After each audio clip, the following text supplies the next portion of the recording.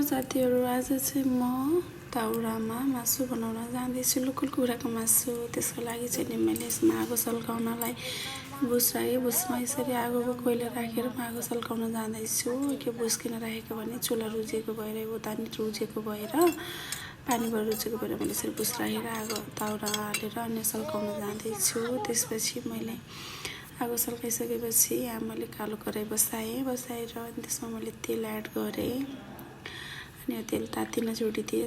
तेल तातेपछि मैले यसमा काटेर राखेको प्याज पनि हालेर यसलाई भुट्न थालेँ। क्या अब प्याजको चाहिँ रातो गरी भुट्नुपर्ने हुन्छ नि त। अनि त्यसपछि यतिको भइसकेपछि त्यो प्याज अनि यसमा मैले मासु राख्न जाँदैछु। अनि हेर्नु त यता साथीहरू, यहाँ लोकल कुखुराको मासु छ। यो फेरि अलिअलि कालो कालो सेलले चाहिँ आगोमा सेकाएर राखेको हो कि। अनि त्यसपछि यो प्याज यतिको भइसकेपछि मैले काटेर राखेको यो मासुलाई यसरी राखिदिएँ। अनि त्यसपछि मासु राखिसकेपछि मजाले भुट्न सुरु गरेँ। मैले यसलाई चलाउँदै मायाले चलाउँदै थालेँ। फेरि यस्तो यम्मी देखिरहेको छ मासु होइन, लोकल कुखुराको मासु है साथीहरू। फेरि देखिया चाहिँ अनि मैले यसलाई मस्त भुटेँ। अब यसलाई एकछिन भुट्न छोडिदिन्छु क्या म। अनि त्यसपछि एकछिन भुटिसकेपछि त्यसमा प्रेसर हाल्छु म।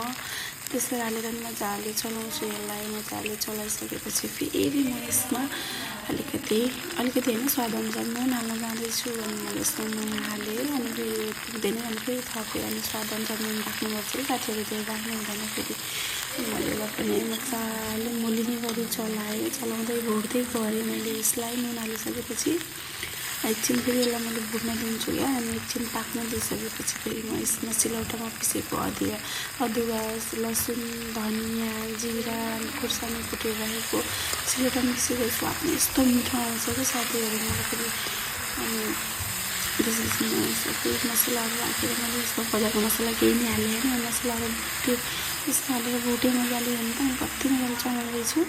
त्यसै साथीहरू हेर्नु न यता फेरि मौसमको छुट्टै उ छ। फेरि हेर्नु त कति राम्रो हरियाली अनि यो आकाश। त्यसपछि मैले भुटिसकेपछि फेरि यसमा टमाटर हालेँ। टमाटर खासमा लोकल मासुमा चाहिँ हाल्नु पर्दैन भन्छ, तर मैले चाहिँ हालेँ, मलाई मनपर्छ। यसलाई पनि हालेर मजाले चलाएँ भुटेँ। अनि त्यसपछि मैले अब यसमा हेर्नु त साथीहरू काँडे धनियाँ रेडी गरेको छु। यो रेडी गरेको धनियाँमा एकछिनमा हाल्छु, दही बोइल गरेर राखेँ। त्यसपछि मैले यसमा झोल हालेँ कि मासुमा एकछिन भुटिसकेपछि झोल हालेपछि अब यसलाई उम्लिन छोड्नुपर्ने हुन्छ। यसलाई उम्लिन छोडिदिन्छु मैले।